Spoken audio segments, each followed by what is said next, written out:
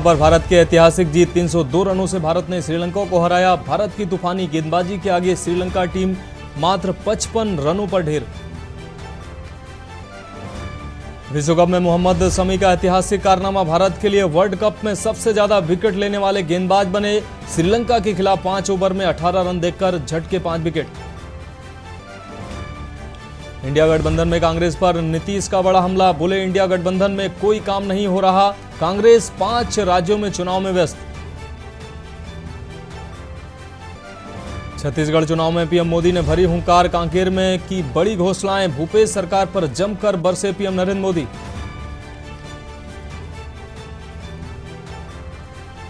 UP cabinet विस्तार के बीच OP Rajbhar का बयान, मेरा नाम सबसे ऊपर, कौन काटेगा नाम, 24 चुनाव से पहले राजभर। और आईआईटी बीएचयू में छात्रा के साथ छेड़छाड़ के मुद्दे पर सियासत तेज, प्रियंका गांधी ने सरकार पर कसा तंज, बोली पूछा पैदल चलना क्या अब संभव नहीं। देख रहे हैं के न्यूज, खबरों का सारथी।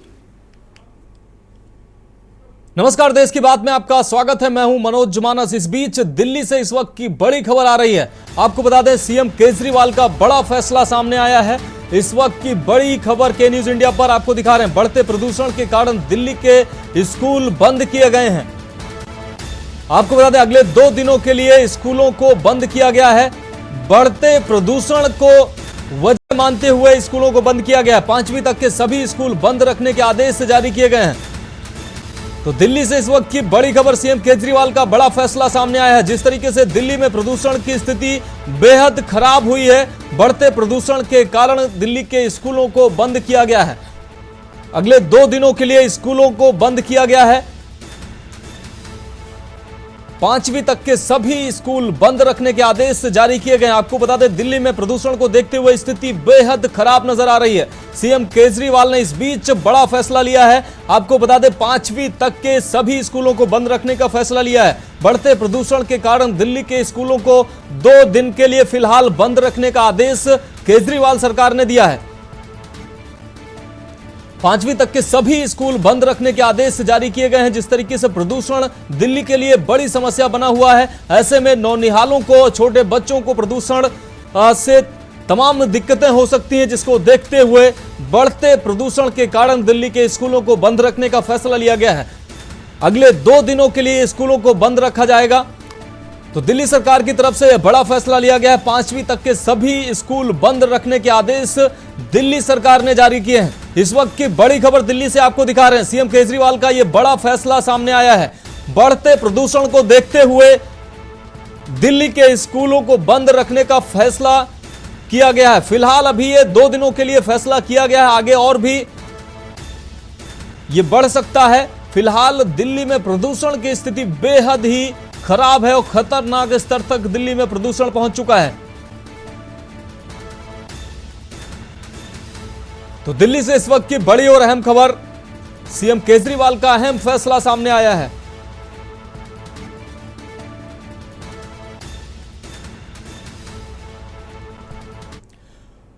अब बात करेंगे अगली खबर की। खबर दिल्ली से है। चीफ जस्टिस ऑफ वर्ल्ड ने 24वें इंटरनेशनल कॉन्फ्रेंस का आयोजन उत्तर प्रदेश की राजधानी लखनऊ में सिटी मॉन्टेसरी स्कूल द्वारा आयोजित की जा रही इस कार्यक्रम में शामिल होंगे। इस कार्यक्रम की शुरुआत 1 नवंबर से शुरुआत हो चुकी है और अगले 7 दिवसीय कार्यक्रम के दूसरे दिन दिल्ली पहुंचे सभी सदस्यों ने डॉक्टर जगदीश गांधी की अध्यक्षता में पहले राजघाट पहुंचकर राष्ट्रपिता महात्मा गांधी को पुष्प अर्पित किए और बाद में कॉन्स्टिट्यूशन क्लब में कॉन्फ्रेंस आयोजित की। बता दें कि इस कॉन्फ्रेंस में आर्टिकल 51 को लेकर चर्चा की गई और कई देश आपस में युद्ध लड़ रहे हैं, जैसे रूस यूक्रेन और इजराइल हमास लड़ रहे हैं, उनको रोकना चाहिए और पूरे विश्व में शांति बहाल करने की पहल पर भी जोर दिया गया।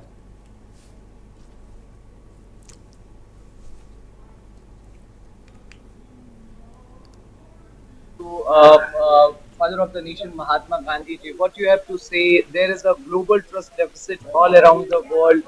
There is a war between Ukraine and Russia. There is war between Palestine and Israel. What you have to say about it?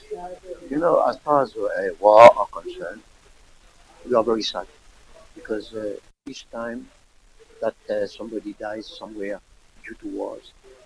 We are sad, and each death is one death more, and we don't accept it too much. Each death is investment, and I think that with dialogue, diplomacy, and people of good please. So I think that we can dialogue, and if the United Nations takes the good decision, we must stop not only the war. You know, everybody is looking at war in Ukraine, war in the Middle East, but there are too many wars all over the world. We must stop all those wars. Then we shall have a, we need, when we speak of global peace, we must stop wars anywhere in the world. His Excellency, the Vice President of the Republic of Mauritius, who is our chief guest. And there are many, several former presidents and prime ministers and speakers of parliament and chief justices and judges. So there are many Nobel laureates. So there is the 24th International Conference on Article 51 of the Constitution of India. मैं थोड़ा हिंदी में बता दूं जी। भारत का संविधान का अनुच्छेद 51 पर यह कॉन्फ्रेंस हम करते हैं और संबंध हो।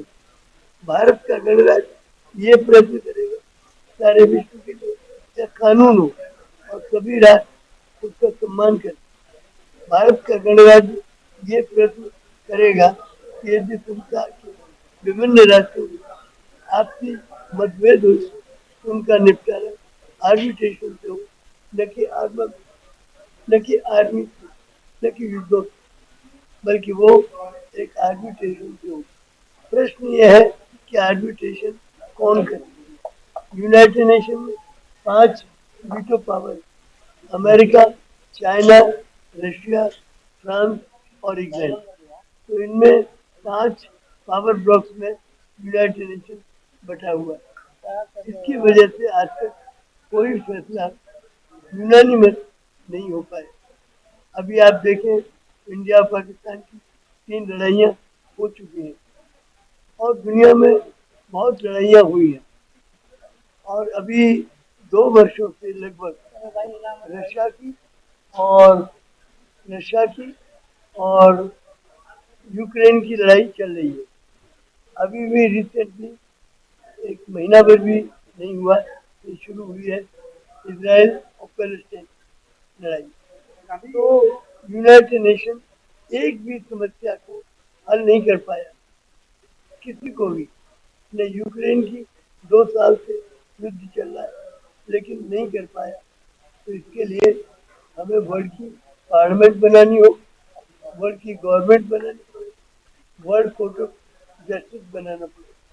3 ऑर्गन मिल करके ये डिसीजन लेंगे ताकि कोई भी समस्या किसी भी राष्ट्र को, किसी राष्ट्र से है तो वो अपनी दरखास्त दे सकता है वर्ल्ड की गवर्नमेंट से, और उससे फैसला उनका स्वीकार नहीं तो वर्ल्ड कोर्ट ऑफ जस्टिस में जा सकता है, और उस फैसले से सेटिस्फाइड नहीं है तो फिर वो वर्ल्ड जो पार्लियामेंट है उसके सामने जा सकता है, और वर्ल्ड पार्लियामेंट में डिबेट होगी, बहस होगी, और उसके बाद कोई भी निर्णय जो होगा वो फाइनल होगा।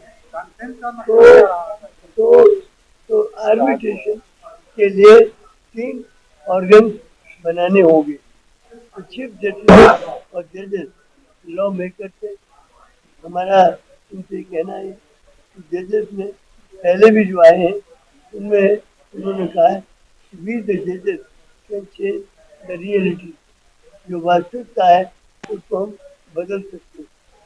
इस समय ये वक्त है कि वास्तविकताओं को बदला जाए। लड़ाई एक वास्तविकता है लेकिन इसको बदलना ये जरूरत है।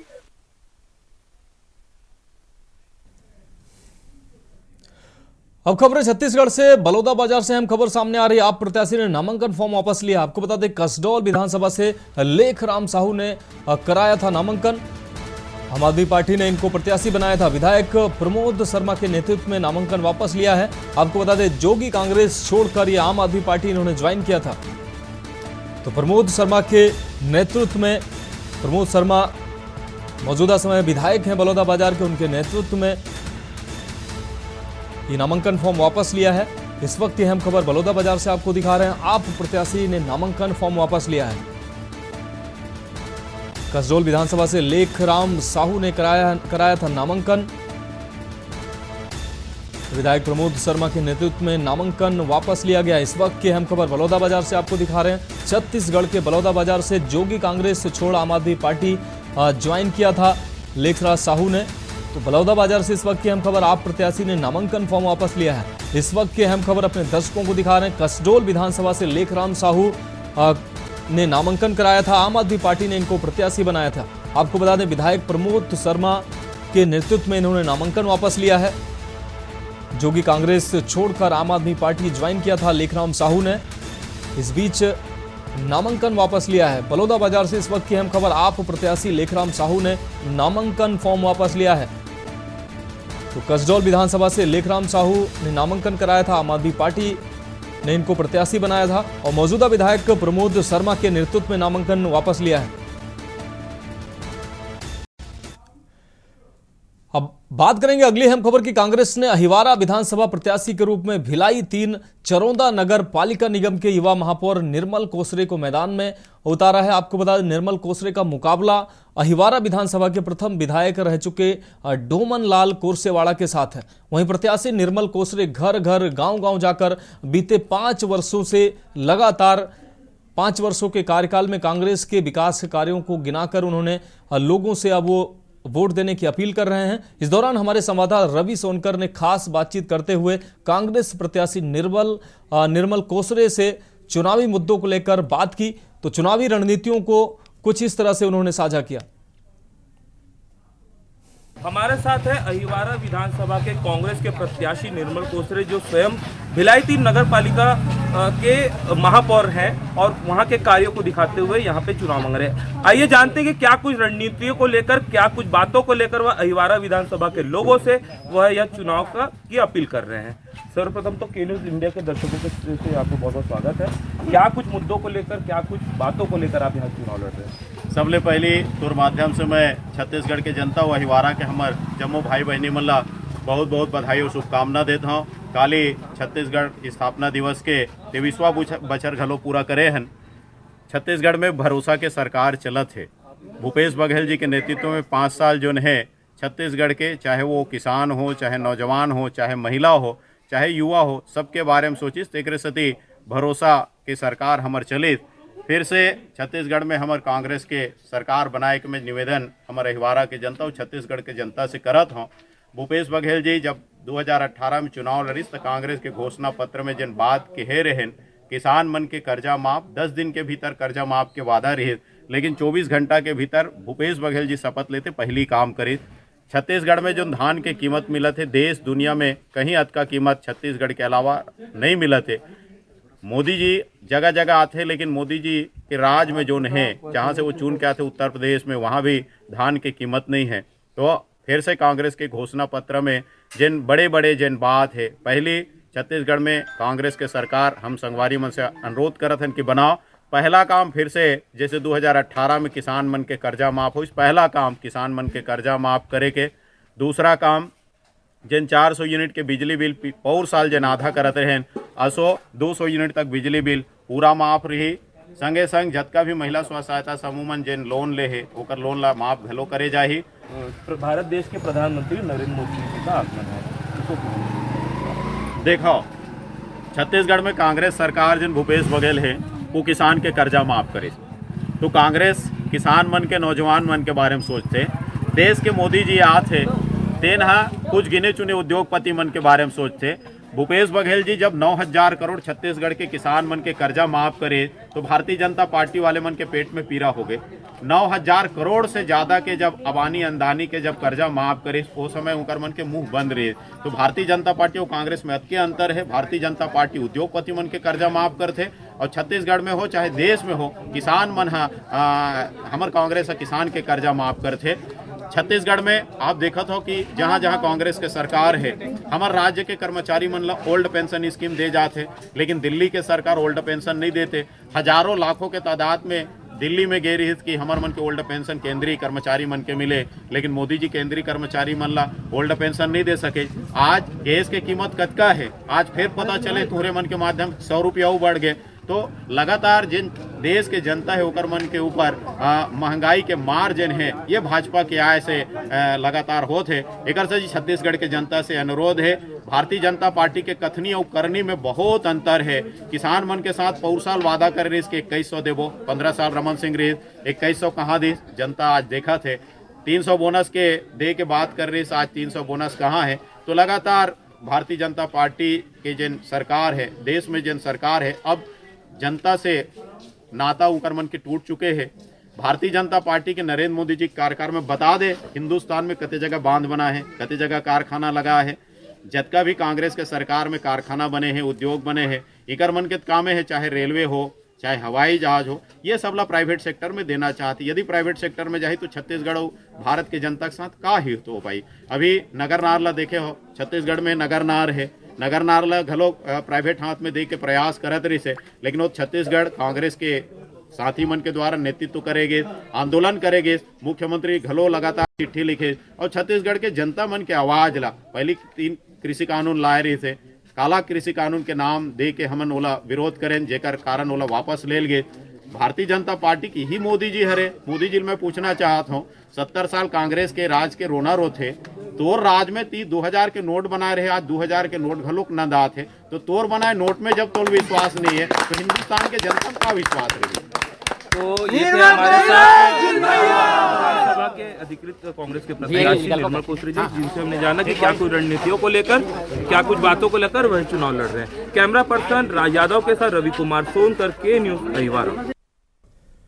बढ़ेंगे अगली खबर की ओर। छत्तीसगढ़ में होने वाले विधानसभा चुनाव की सरगर्मियां लगातार तेज होती जा रही हैं। जैसे जैसे समय निकलता जा रहा है वैसे वैसे पार्टी के प्रत्याशियों की दिल की धड़कनें भी तेज हो रही हैं। वहीं विधानसभा चुनाव को लेकर सभी पार्टी के बड़े नेता छत्तीसगढ़ के दौरे पर भी लगातार पहुंच रहे हैं। इसी कड़ी में आम आदमी पार्टी के प्रदेश प्रभारी संजीव झा ने जनसभा में बिलासपुर के बिल्हा विधानसभा क्षेत्र के प्रत्याशी जसवीर सिंह के पक्ष में वोट मांगने और आम आदमी पार्टी को जिताने की जनता से अपील की है।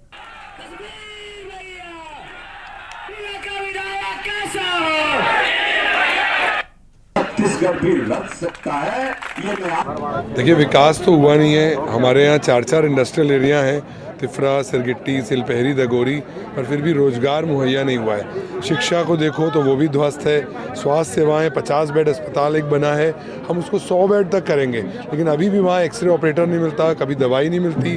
और आप वहीं देखिए कि उसी अस्पताल के सामने, सरकारी अस्पताल के सामने 10 मेडिकल की दुकानें खुल गई, लैब खुल गए, बहुत सारे टेस्ट लैब्स। ये कैसे पनप रहे? अरविंद केजरीवाल जी ने 10 गारंटी क्षत्रिय जनता को ऑलरेडी दिया है। वो शिक्षा को लेकर गारंटी, स्वास्थ्य को लेकर गारंटी, रोजगार को लेकर गारंटी, जो संविदा कर्मचारी हैं उनको पक्का करने की गारंटी, तीर्थ यात्रा की गारंटी, महिलाओं के लिए सम्मान राशि की गारंटी, ये सभी गारंटीज अरविंद केजरीवाल जी ने दिया है। बढ़ेंगे अगली खबर की ओर। खबर बिलासपुर से है, जहां विधानसभा चुनाव को लेकर राज्यसभा सांसद जयराम रमेश ने जनता से कांग्रेस का हाथ मजबूत करने की अपील की है। इस दौरान उन्होंने केंद्र सरकार पर निशाना साधते हुए कहा कि भाजपा की सरकार अडानी और अंबानी जैसे लोग चला रहे हैं। उन्होंने मीडिया से बातचीत करते हुए कहा कि केंद्र सरकार ने नागर इस्पात कारखाने को निजी हाथ में देना चाहती है केंद्र सरकार। साथ ही भिलाई इस्पात कारखाने को भी निजी हाथों में देकर छत्तीसगढ़ के लोगों को बेरोजगार करना चाहती है, जिससे राज्य की कांग्रेस और भूपेश सरकार ने साफ तौर पर मना कर दिया है।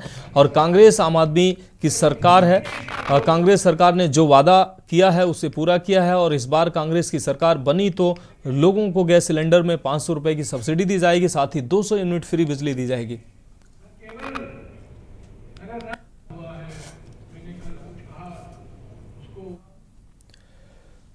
अगली खबर सुकमा से है, जहां भारतीय जनता पार्टी अनुसूचित जनजाति के प्रदेश अध्यक्ष विकास मार्काम ने प्रदेश की कांग्रेस सरकार को जमकर कोसा है। कहा कि सरकार ने 5 साल में किसान मजदूर को छलने का काम किया है, साथ ही शिक्षक भर्ती में भी घोटाला किया है। तेंदुपत्ता संग्राहकों को 4000 रुपए देने का वादा किया, जिसका अभी तक लागू नहीं हो पाया है। उन्होंने घोषणा पत्र को लेकर कहा कि 2 दिन में घोषणा पत्र भारी मजबूती के साथ लागू करेंगे। कार्यकर्ताओं के दम पर जमीनी स्तर पर में काम जारी है और पूर्ण बहुमत के साथ सरकार बनाएंगे।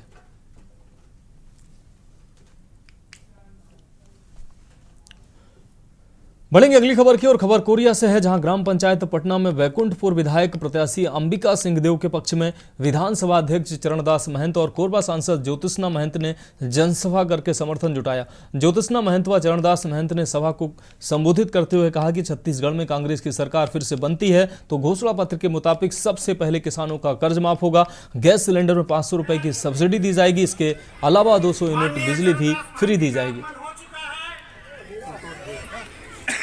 एक ऐसा नेता जो इस वैकुंठपुर को पूरे 36 और बहुत सारे जो हमसे नाराज हो गए थे उन सब लोगों ने फॉर्म भरा था, उनको वापस देखिए, मैं ये कहना चाहता हूँ कि इस बार 1 नहीं, 2 नहीं, 3 नहीं, 4 सर्वे हुए और चारों सर्वे में जो परिस्थितियाँ बनी हैं एंटी इनकम उसको हम कितने को ठीक कर सकते हैं, कितने को नहीं ठीक कर सकते, उस हिसाब से कितने का वितरण हुआ है।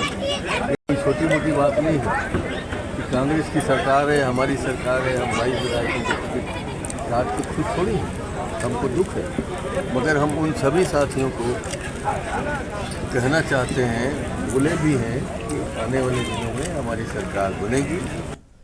बढ़ेंगे अगली खबर की ओर। जांजगीर चांपा जिले के पामगढ़ विधानसभा सिवरी नारायण में आज कांग्रेस पार्टी के कार्यालय का उद्घाटन हुआ है। कार्यालय मुख्य मार्ग में स्थित निरंजन अग्रवाल के निवास पर है, जिसमें मुख्य अतिथि के रूप में पामगढ़ विधानसभा के कांग्रेस प्रत्याशी शेष राज हरवंश ने फीता काटकर कार्यालय का उद्घाटन किया, जिसमें कांग्रेस के सैकड़ों कार्यकर्ता व नगर के जन प्रतिनिधियों सहित पामगढ़ विधानसभा के आसपास के अनेकों कांग्रेसी कार्यकर्ता उपस्थित थे।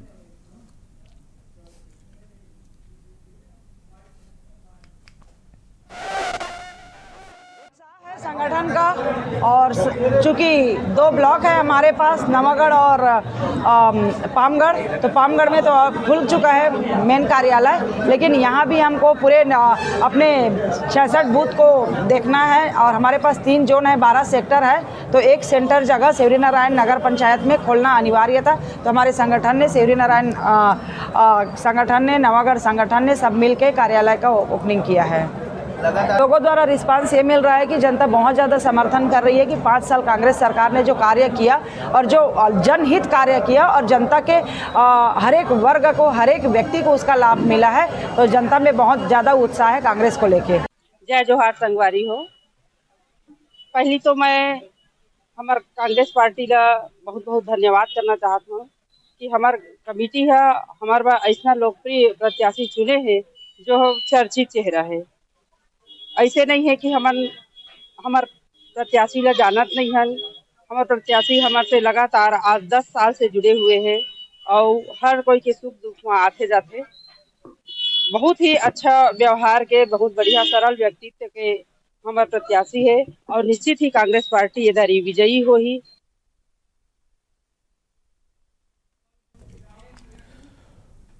अब रुक करेंगे अगली अहम खबर की। सिवनी से अगली अहम खबर है, बाघ के हमले से 55 वर्षीय रोशन की मौत हुई है। आपको बता दें, देर शाम खेत में काम करते समय बाघ ने हमला किया है। कुरई स्थित ग्राम रामपुरी में 1 माह में चौथी घटना घटी है।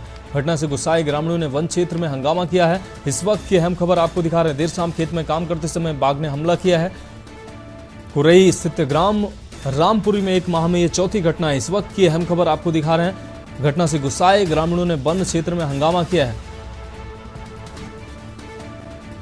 तो सिवनी से इस वक्त की अहम खबर आपको दिखा रहे हैं। बाघ के हमले से 55 वर्षीय रोशन की मौत हुई है। आपको बता दें, देर शाम खेत में काम करते समय बाघ ने हमला किया है, जिससे 55 वर्षीय अधेड़ की मौत हुई है। कुरई स्थित ग्राम रामपुरी में 1 माह में चौथी घटना है। इस वक्त ये अहम खबर आपको सिवनी से दिखा रहे हैं। घटना से गुस्साए ग्रामीणों ने वन क्षेत्र में हंगामा किया है। तो सिवनी से इस वक्त की अहम खबर, बाघ के हमले से 55 वर्षीय वृद्ध रोशन की मौत हुई है। इस वक्त की अहम खबर, देर शाम खेत में काम करते समय बाघ ने हमला किया है और 55 वर्षीय अधेड़ रोशन की मौत हुई है। कुरई स्थित ग्राम रामपुरी में 1 माह में चौथी घटना है ये। तो देश की बात में वक्त एक ब्रेक का है, जल्द हाजिर होंगे। आप देख रहे हैं के न्यूज, खबरों का सारथी। तो ब्रेक के बाद देश की बात में एक बार फिर से आपका स्वागत है। देश की बात में खबरें उत्तर प्रदेश से आपको दिखाएंगे। वाराणसी से अहम खबर है। ज्ञानवापी परिसर में एसआई सर्वे से जुड़ी अहम खबर आपको दिखा रहे हैं। जिला जज को सर्वे रिपोर्ट सौंपने को लेकर सुनवाई हुई है। सर्वे रिपोर्ट दाखिल करने को एसआई ने मांगा था समय। इस वक्त की अहम खबर वाराणसी से आपको दिखा रहे हैं। एसआई ने जिला कोर्ट से 15 दिन का मांगा था समय। कोर्ट ने एसआई को 15 दिन और सर्वे करने की इजाजत दी है। 17 नवंबर को एसआई कोर्ट में रिपोर्ट करेगी दाखिल। इस वक्त की अहम खबर आपको दिखा रहे हैं। वजू खाने को छोड़कर पूरे परिसर का चल रहा है सर्वे। तो वाराणसी से इस वक्त की अहम खबर, 4 महीने से जारी है ज्ञानवापी परिसर में एसआई सर्वे।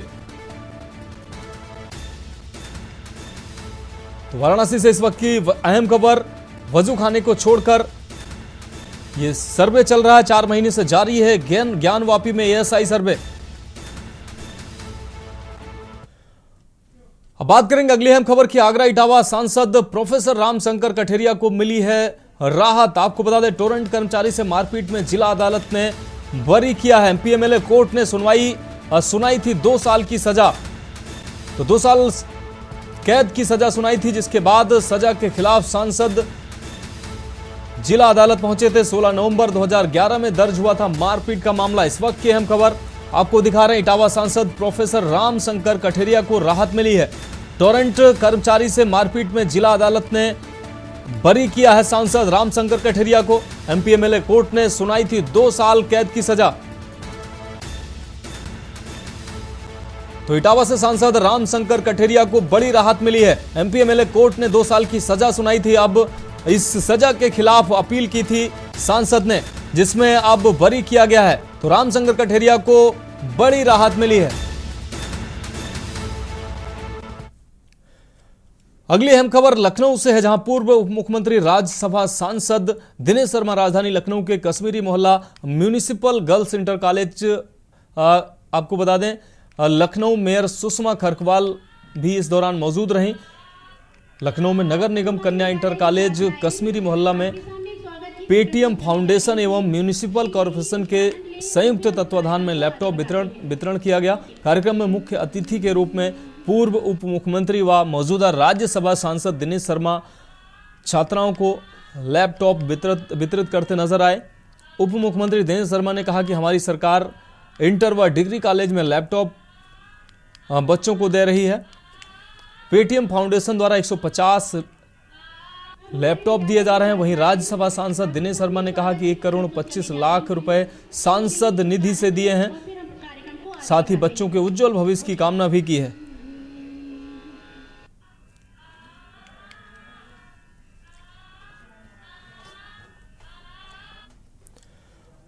बढ़ेंगे अगली खबर की ओर। ताजनगरी आगरा में ताजमहल और उसके आसपास बंदरों का आतंक लगातार जारी है। ताजमहल को निहारने वाले पर्यटकों को भी बंदर कई बार अपना निशाना बना चुके हैं। इस समस्या से निजात दिलाने के लिए आगरा नगर निगम ने वन विभाग के साथ मिलकर प्लान तैयार किया है और इसके लिए एक एनजीओ को हायर किया गया है, जो बंदरों को पकड़कर उनकी नसबंदी करेगी, जिससे उनकी संख्या में बढ़ोतरी ना हो सके। लेकिन बंदरों को पकड़ने वाली संस्था और नगर निगम की लापरवाही सामने आ रही है। एक ही पिंजरे में बंदरों को ठूस ठूस कर भरा जा रहा है, जिसके चलते बंदरों की मौत भी हो रही है। ताजा मामला ताजमहल क्षेत्र से ही जुड़ा हुआ है, जहां बंदरों को पकड़ने के दौरान एक ही पिंजरे में कई बंदरों को डाल दिया गया। उसमें खूंखार बंदरों ने कई बंदरों के बच्चों को अपना निशाना बनाया।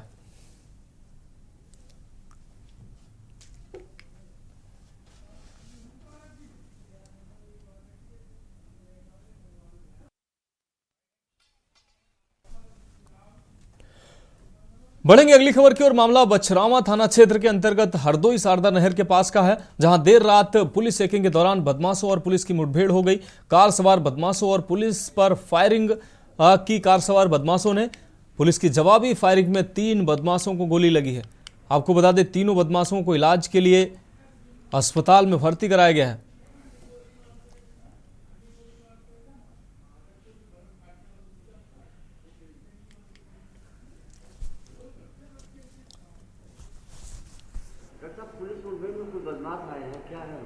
ये हमारे पास CSC बछरावा से रेफर होकर के तथा पुलिस द्वारा 3 लोग घायल अवस्था में लाए गए। बताया जा रहा है पुलिस मुठभेड़ में उनको गोली लगी है, जिसके दौरान वो लोग घायल हो गए हैं। भर्ती करके उनका इलाज चल रहा है। देश के बाद में बढ़ेंगे अगली खबर की ओर। खबर देहरादून से है। देहरादून में मुख्यमंत्री पुष्कर सिंह धामी ने अहमदाबाद स्थित गांधी आश्रम पहुंचकर राष्ट्रपिता महात्मा गांधी जी को अपनी श्रद्धांजलि अर्पित की। इस अवसर पर उन्होंने कुछ देर चरखा भी चलाया और अपने अनुभव भी यहां रखे विजिटर बुक में साझा किए। मुख्यमंत्री ग्लोबल इन्वेस्टर समिट को लेकर अहमदाबाद दौरे पर हैं। इसी क्रम में आज मुख्यमंत्री अहमदाबाद स्थित गांधी आश्रम पहुंचे, जहां पर उन्होंने राष्ट्रपिता को अपनी श्रद्धांजलि अर्पित की। इसके उपरांत मुख्यमंत्री ने कुछ देर तक आश्रम में चरखा चलाया और आश्रम को अवलोकन किया आश्रम का। इस अवसर पर मुख्यमंत्री ने कहा कि सत्य, अहिंसा और सद्भाव का संदेश पूरी दुनिया को देने वाले राष्ट्रपिता बापू को मैं नमन करता हूं। मुख्यमंत्री ने कहा कि गांधी जी से हम बचपन से ही प्रेरित हैं। भारत विश्व का अग्रणी राष्ट्र बने, यह हम संकल्प लेते हैं। मुख्यमंत्री ने कहा कि राष्ट्रपिता बापू के स्वाधीनता आंदोलन में किए गए कार्य हमेशा से हमें प्रेरणा देने का काम करते रहेंगे।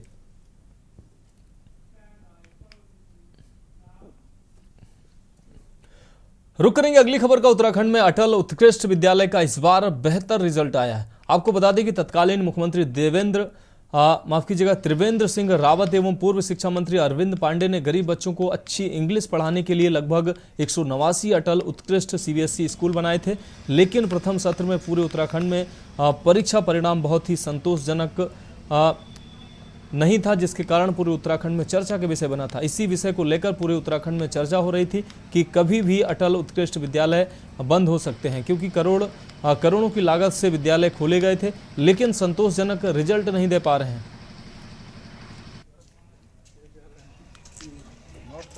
इसमें जो संदेश आपके माध्यम से कहीं से मिला हो या लोगों को आपके तक पहुंचाया है कि अटल उत्कृष्ट विद्यालय बंद हो जाएंगे, पहला तो है अटल उत्कृष्ट विद्यालय बंद नहीं होने हैं। इसमें विभाग के द्वारा थोड़ी सी ये सहूलियत देने की कोशिश की गई है कि बच्चों को यदि वो CBSE बोर्ड से हटकर उत्तराखंड बोर्ड में इंग्लिश मीडियम में आना चाहते हैं तो ये सर्वे कराया था। तो सर्वे के लिए गार्जियन से, बच्चों से ये पूछा गया था कि आप बेहतर किस में समझते हैं। तो उसमें यह है कि अगर वो इंग्लिश मीडियम को बनाए रखकर उत्तराखंड बोर्ड में आना चाहते हैं, जब तो वो सर्वे रिपोर्ट हम डिपार्टमेंट को भेजेंगे ताकि बच्चों का कहीं अहित न हो, और जिससे कि सरलता जो थोड़ा सा वो कठिन महसूस कर रहे हैं CBSE बोर्ड में या उसको परफॉर्म करने में, वो हमारे उत्तराखंड बोर्ड में, क्योंकि मीडियम एक ही है, मीडियम में कोई अंतर नहीं है, चाहे कोई भी पेपर है, तो इसको ये दिमाग में रहेगा कि बच्चों के कि हम उत्तराखंड बोर्ड में हैं और मीडियम इंग्लिश है, उसमें कहीं पर कोई प्रॉब्लम नहीं है। तो ये अटल उत्कृष्ट विद्यालय किसी कीमत पर भी इनको बंद नहीं किया जा रहा है। की ओर बागेश्वर के ग्रामीण क्षेत्रों में चलाया जा रहा खड़िया खनन बाजार में खड़िया की मांग कम होने के कारण काम धीरे धीरे थमना शुरू हो गया है। खड़िया का बाजार मूल्य नहीं मिलने के कारण खड़िया खदानों में कार्य ठप पड़े हुए हैं। पूंजीवाद पर खड़ा बागेश्वर का खड़िया खनन से अब पूंजीवादी ताकतों को लाभ के अवसर कम दिखाई दे रहे हैं। खड़िया खनन मालिकों को घाटे से उतारने के लिए खनन कारोबारियों को विपक्षी नेता हरीश चंद्र ऐठानी के माध्यम से मुख्यमंत्री को ज्ञापन और प्रेस वार्ता की जा रही है। खनन व्यवसाय से जुड़े लोगों का दुख बताते हुए हरीश ऐठानी का कहना है कि बागेश्वर में यदि खड़िया खनन का व्यापार सुचारू रूप से नहीं हुआ तो छोटे तबके के गाड़ी, घोड़ा व मजदूरी पर इसका सीधा प्रभाव पड़ेगा। यदि जल्द ही सरकार खनन कारोबारियों को घाटे से नहीं उबारती है तो बागेश्वर के ग्रामीण स्तर पर सभी के लिए घोर आर्थिक संकट पैदा हो सकता है। लेकिन जो स्थापित उद्योग है, एक मानवीय पीड़ा, लगभग 1300 हेक्टेयर पर खनन का कार्य बागेश्वर जनपद में चलता है। 138 महीने बागेश्वर जनपद में हैं। 2021 में 3,20,000 मेट्रिक टन प्रोडक्शन हुआ। 21-22 में 3,80,000 मेट्रिक टन हुआ। 22-23 में 4,80,000 मेट्रिक टन होने के बाद खनन उद्योग से 23-24 का जब नंबर आया, आज 95% माइन ओनरों ने, उद्योगों ने, खनन उद्योगों के लोगों ने अपने उद्योग शुरू करने की भी जहमत नहीं उठाई। रुक करेंगे अगली खबर का। 2024 लोकसभा चुनाव से पहले राजनीतिक गर्माहट तेज हो रही है। विपक्ष सरकार को घेरने का कोई मौका नहीं छोड़ रही है, तो वहीं मोदी सरकार भी विपक्ष को करारा जवाब दे रही है। मगर इस राजनीतिक लड़ाई में विपक्ष के नेता सनातन धर्म के विरुद्ध लगातार गलत बयानबाजी कर रहे हैं, जिस कारण संत समाज और सनातन धर्म से जुड़े लोग विपक्ष के इन नेताओं के विरुद्ध आक्रोशित नजर आ रहे हैं। सनातन धर्म के विरोध को देखते हुए जल्द ही संतों का एक प्रतिनिधिमंडल प्रधानमंत्री नरेंद्र मोदी से मुलाकात कर सनातन धर्म का विरोध करने वालों के लिए कड़ा कानून बनाने की मांग करेगा। वहीं संत समाज राम मंदिर के उद्घाटन को लेकर काफी उत्साहित नजर आ रहा है। आह्वान अखाड़े के आचार्य महामंडलेश्वर स्वामी अर्जुन गिरी महाराज का कहना है कि सनातन धर्म के विरुद्ध गलत बयानबाजी करने वालों के खिलाफ सरकार को सख्त कानून बनाना चाहिए, क्योंकि भारत भूमि भगवान राम और कृष्ण की है। अपना सहयोग दें सभी। वहीं अखाड़े के महामंडलेश्वर आह्वान अखाड़े के महामंडलेश्वर प्रकाशन महाराज का कहना है कि जो इंडिया ठग बंधन बना है, यह सनातन धर्म को मिटाने के लिए बना है, मगर इनको ये नहीं पता है कि सनातन कंस और रावण की तलवार से नहीं मिटा, वो इनसे क्या मिटेगा। सनातन धर्म को मिटाने वाले खुद मिट गए।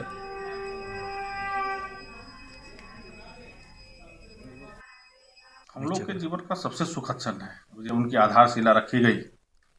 उस दिन से हम लोग दीपावली रोज मना रहे हैं। राम का भव्य मंदिर बने, इससे संतों के लिए अच्छा क्या हो सकता है। और आज 22 तारीख को माननीय प्रधानमंत्री जी वहाँ उनका पूजा करके उस दिन से सभी के दर्शन के लिए खोला जाएगा। यह एक भी बड़ी दीपावली का समय है, बड़े हर्ष के समय है, बड़े हम लोग का खुशी का क्षण है। संतों का ही नहीं, पूरे विश्व में जितने सनातनी हैं सबके लिए यह बहुत सुखद क्षण, क्योंकि कई 100 वर्षों से यह लड़ाई चलती आ रही थी और वह गौरव क्षण के हम लोग उस समय हैं। यह हम लोगों के लिए बहुत बड़ी बात है जीवन। पर संत समाज नहीं होता तो आज राम मंदिर यदि नहीं बन पाते। प्रधानमंत्री नरेंद्र मोदी जी ने जब राम मंदिर का शिलान्यास किया तो उसी दिन हम लोग पूर्ण रूप से संतों के अंदर यह विश्वास हो गया कि राम मंदिर अति सुंदर अद्भुत ऐसा बनेगा जिसमें ऐसा विश्व में कोई बना नहीं सकता है। प्रधानमंत्री जी 22 जनवरी को जो उद्घाटन करने जा रहे हैं और वह अद्भुत क्षण होगा, बहुत सुंदर होगा, सभी सनातन धर्म प्रेमियों के लिए होगा। भगवान में आस्था विश्वास रखने वालों को वो ऐसा क्षण होगा जो कई जन्मों तक लोग भूल नहीं पाएंगे। अगली खबर हल्द्वानी से है, जहां ब्लॉक सभागार में कृषक महोत्सव रवि का कबीना मंत्री रेखा आर्य ने शुभारंभ किया है। इस मौके पर मंत्री ने नगर पंचायतों के किसानों के लिए सरकार की चलाई जा रही योजनाओं के बारे में जानकारी देने के लिए जागरूकता वाहनों को हरी झंडी दिखाकर रवाना किया। उन्होंने कहा कि गोष्ठी के माध्यम से किसानों को उनके हर प्रश्नों का जवाब मिल पाएगा। साथ ही वैज्ञानिक विधि से किस प्रकार वह अपनी जीविका को बढ़ा सकते हैं, इसका भी उन्हें फायदा मिलेगा। वहीं हल्द्वानी से 8 विकासखंडों में रथ भेजे गए हैं जो किसानों को अपनी समस्याओं का निर्वहन करेंगे और उन्हें जानकारी उपलब्ध करवाएंगे। नैनीताल जनपद की कृषक महोत्सव का यहाँ पर उद्घाटन किया गया। रवि की जो फसल होती है 2023 की, तो इसमें जो है 8 विकासखंड में 8 रथ प्रचार प्रसार के लिए आज यहाँ पर हरी झंडी दिखाई गई। तो इन रथों द्वारा जो है वो 8 विकासखंड में प्रत्येक विकासखंड के न्याय पंचायतों में ये रथ वहाँ पर घुमाया जाएगा। आज हल्द्वानी ब्लॉक में कृषि महोत्सव रवि की आज शुभारंभ किया गया है और इसके रथों को जो है हर न्याय पंचायत स्तर पर जाने के लिए जो है आज उनको हरी झंडी दिखाई गई है। और आज जितने भी हमारे किसान अन्नदाता आज यहाँ पर उस गोष्ठी में उपस्थित रहे हैं, आज उनको अपने किसानी के संदर्भ में जो उनके विशेषज्ञ हैं उनसे चर्चा करने का भी एक गोष्ठी रखी गई है। तो देश की बात में आज मेरे साथ इतना ही। मुझे दीजिए इजाजत और आप देखते रहिए की न्यूज़ इंडिया।